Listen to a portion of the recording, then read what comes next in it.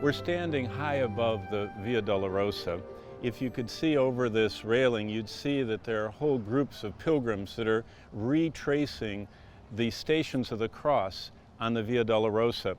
Where we are in the Bible is in Isaiah 53, and let me just read a few words from which the Via Dolorosa has been named. It says in Isaiah 53 that he is a man of sorrows and acquainted with grief. We hid, as it were, our faces from him. This is speaking of Jesus as he headed toward the cross. It says he was wounded for our transgressions. He was bruised for our iniquities. The chastisement for our peace is upon him, and by his stripes we're healed. The Via Dolorosa speaks of how Jesus suffered for us. It's the way, via, of suffering, dolorosa. It's the place of sorrows and suffering. What I'm going to do from up here, now that we've read Isaiah 52, is retrace all the events in the four Gospels that surround the death of Jesus Christ. If you, and I'll try and describe so you can see it as I point to it, if you look past this Roman Catholic yellow flag, which shows this is an official Catholic monument, the furthest object you can see is a cream-colored spire and kind of a conical lead gray dome. That is Mount Zion. You can see from where we're standing Mount Zion.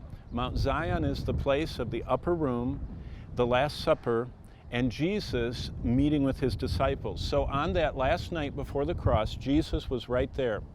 And he went from the Last Supper, that final Passover, after he taught them, and we're in John 14, John 15, John 16, Jesus was teaching them, and then it says he got up and told them it was time to go to the Garden of Gethsemane. Now, if you follow me, I'm going to walk across the horizon here. We're going from Mount Zion, past that curved top Herva synagogue, past the Jewish quarter. You see the buildings going down, and then you see another big minaret, and then a gray top, that's Al-Aqsa.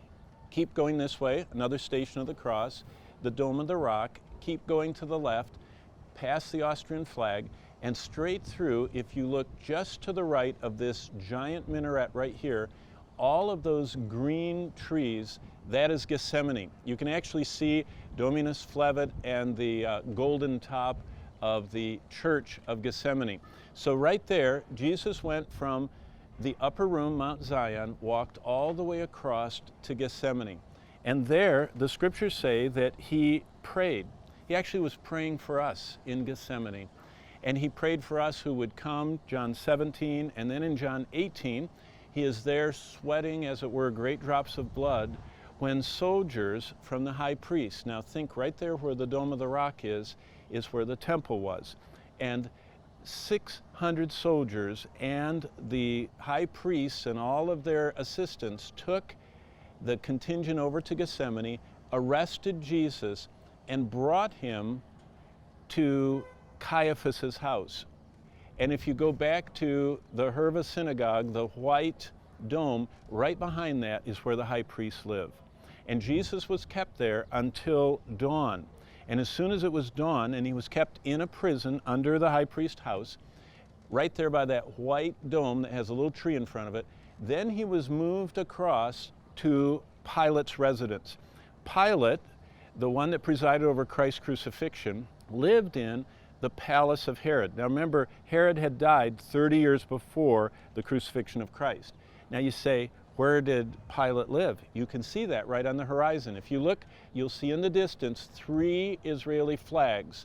There are 3 flags together on top of a square fortress. That's Herod's palace. That's where Pilate lived. So Jesus was taken there, and that's where Pilate says, I don't have any jurisdiction, you send him to your own people. So they shuttled Jesus back for another mock trial, and then Pilate moves to his official residence. And his official residence, when he sat on the seat of judgment, was right beneath us, right where we're standing now. It was called the Antonian Fortress. And there, in front of Pilate, was a stone pavement, much like what I'm standing on here. It's called the Gabbatha. And Pilate declared Jesus guilty. offered them Barabbas or Jesus, and they said, "Crucify Jesus." And then Pilate had him scourged.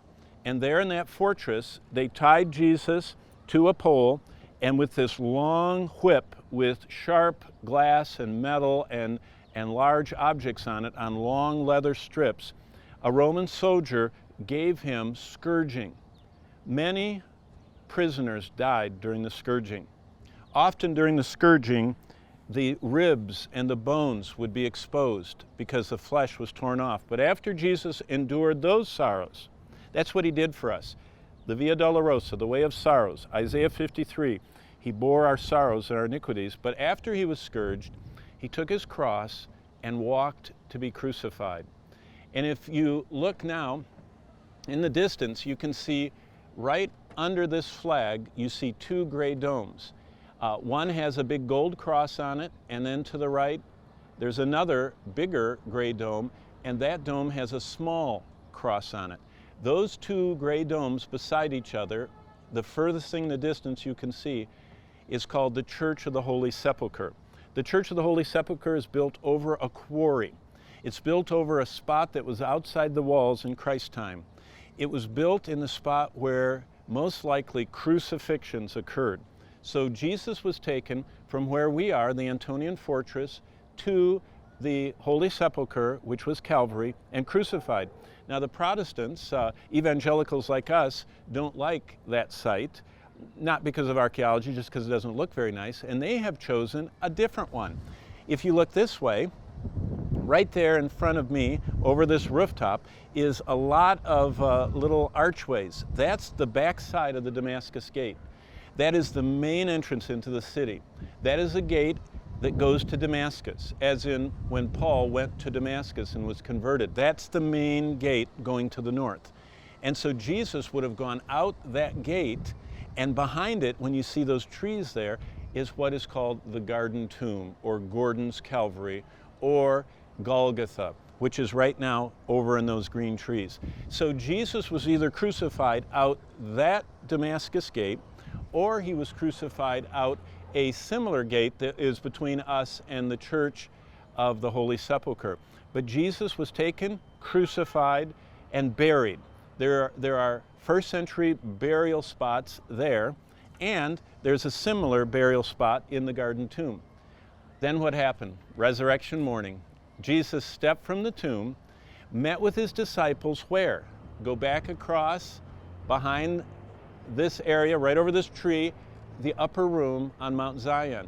Jesus came to that place where the disciples were hiding out. They were behind locked doors, scared to death, and Jesus came and walked through the door and showed himself alive to them. He stayed with them for 40 days. And then, the last thing I'd like to show you is directly this way. If you follow the horizon and go from the upper room, it's the same way Jesus went on the night of the Last Supper in Gethsemane, but right between this close minaret and that gray, black, cross-covered church dome right there, between the two is a church spire. That spire is actually the Church of the Ascension. And if you look there, that is the spot where Jesus went, brought his disciples, spoke with them the last time. In Acts chapter 1, it says that he began to bless his disciples. So look at that tall church spire, and right there in that spot, Jesus was standing, blessing his disciples, and it says this in Acts chapter 1, which is one of the most beautiful scenes of Christ's ministry.